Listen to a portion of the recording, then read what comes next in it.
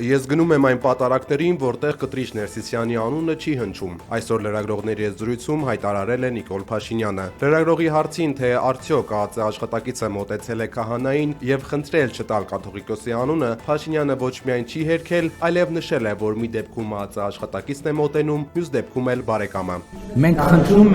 խնդրում ենք, երբ որ ես մտադիր եմ մասնակցել, մենք խնդրում ենք, որպեսզի այս փաստը, որ մենք համարում ենք, որ կտրիչ Ներսիսյանը կաթողիկոս չէ, հաշվի առնվի: Մի դեպքում կարող է ծանոթ լինել, դա կարող է ԱԱԾ աշխատող լինել, մյուս դեպքում կարող է որևէ տեղ աշխատող չլինել, երրորդ դեպքում կարող է ծանոթ լինել, չորրորդ դեպքում կարող է բարեկամ լինել, հինգերորդ դեպքում կարող է իմ օգնականը լինել, 6-րդ դեպքում կարող է 6-րդ մարդ լինել, 7-րդ դա կախված է նրանից, ով ում ճանաչում է եւ ով ինչ անձնական կապեր ունի: Այստեղ ԱԱԾ-ն եւ մյուս ինստիտուտները